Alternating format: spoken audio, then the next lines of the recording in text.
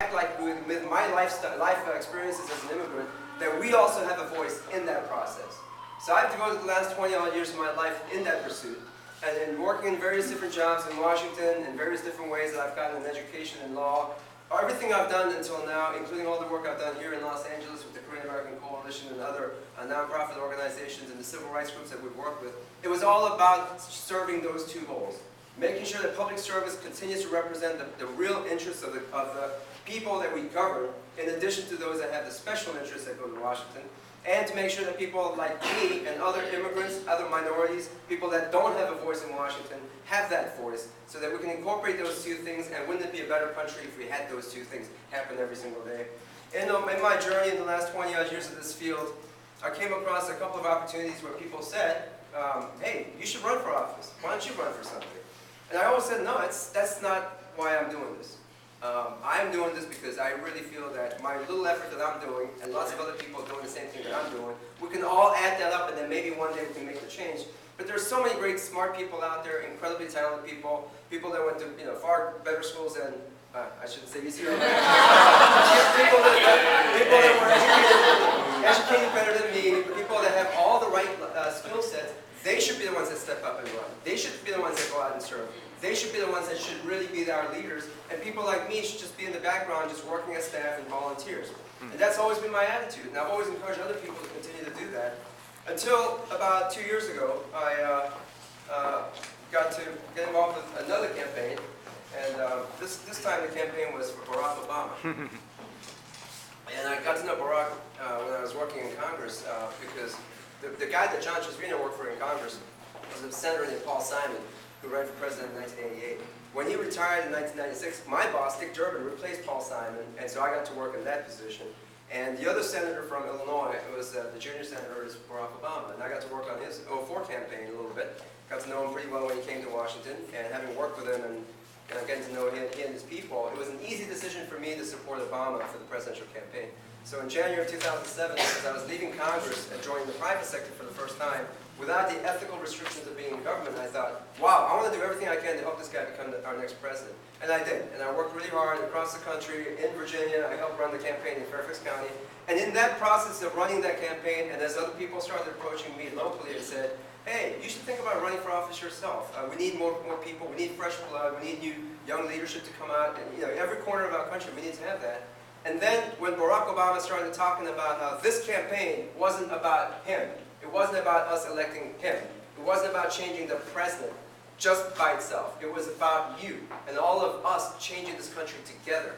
And just like the millions and millions of people who were inspired by Barack Obama, I too was inspired by him.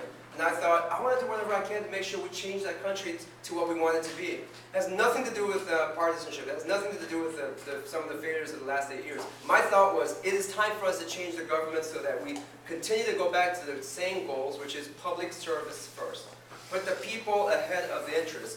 Put the government in the place where they're making decisions on behalf of everyone in the right way, and have a deliberative process so that people are talking to each other and coming up with an answer in a common way. All those things are exactly what I believed in, what I was passionate about. When Obama talked about that, and he looked at all of us and said, now it's your turn to make that change that we just talked about, I really thought, maybe he's talking to me as well.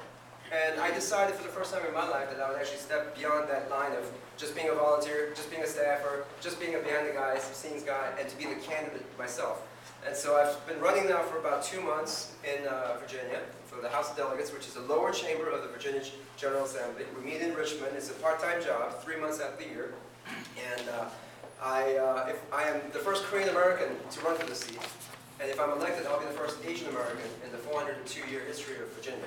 And obviously, that has some historic significance, and my shoulders feel a little bit heavier just because of the idea that I may possibly be the first. And I certainly don't mind being the first, but I do not want to be the last.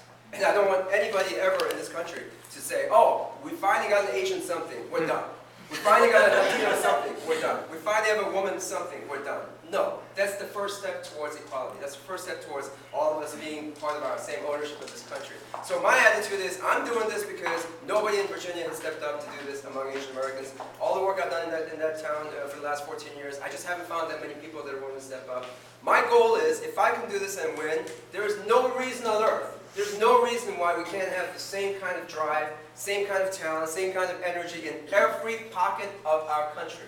Where you're talking about the Deep South, North Carolina, South Carolina, Georgia, to the Midwest, to the central states or mountain states, anything even beyond California and New York and Washington State.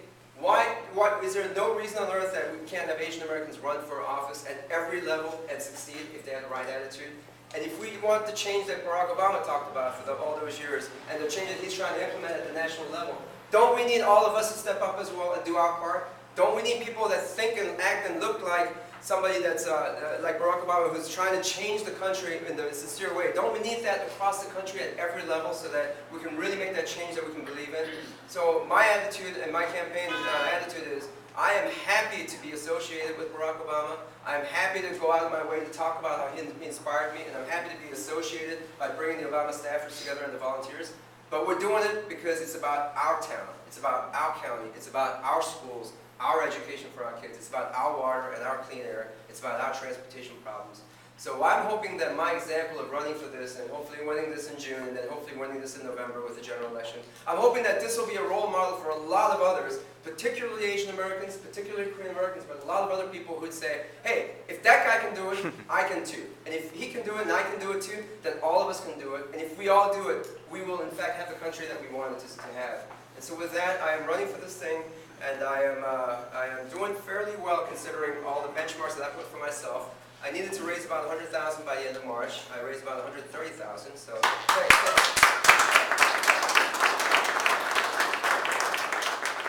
Thanks to so many of you. I know a lot of you have been very generous and helping me meet my deadline of March 31st.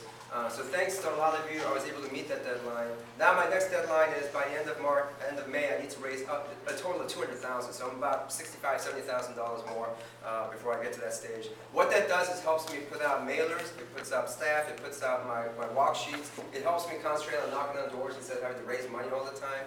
And if I win that election in June of a 4-way primary, then I'll go on to, I need to raise another $500,000 for the general election. But that becomes easier because by that point the party comes together for the nominees. So I may or may not be back here again once again asking for help. But I'd ask for you to do a couple things. One is, you've been very generous already, both with your time and your resources tonight and before that.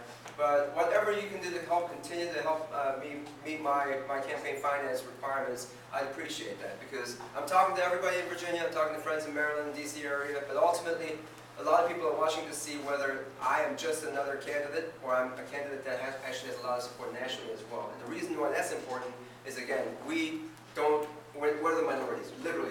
There are so few Asian Americans that do this that people say, is this just a fluke that this Asian guy's running, or is this something that's a national trend? We have Asian Americans across the country that are focused. And so for me to be able to raise money outside of the district, I think of it as a plus. I don't think of it as a negative. I think of this as something where I have friends across the country who are investing in my campaign, because what they want to see with me by winning is something that they want to see across the country as well. So anything you can do to help me continue to raise the funds, talk to your friends and neighbors and others to see if they can help me with that, I would really appreciate that. That's going to be the most important thing as far as any campaign. And then the second thing, though, I'm going to ask is, I know a lot of you have friends in Virginia and in Vienna, Oakton area, which is where I live. Talk to me afterwards. I'm happy to tell you exactly the boundaries. But even if they don't live in my district itself, I would like to see as many people come out and volunteer on my campaign. Why? Because in Virginia, it's one of only 2 states in the country that have elections in odd years, right after the presidential election. And we won the Democrats won the Virginia state election the first time in 44 years. So we broke a 44-year curse. We went from a red state to now a purple state. Everybody's watching. Everybody's watching to see if we're going to go from purple to blue, or we're going to go back to red, because this is a pendulum year. This is a swing state in a year where you only have 2 governor's races. And we have a very highly contested governor's race, and a contested race up and down the ballot like mine.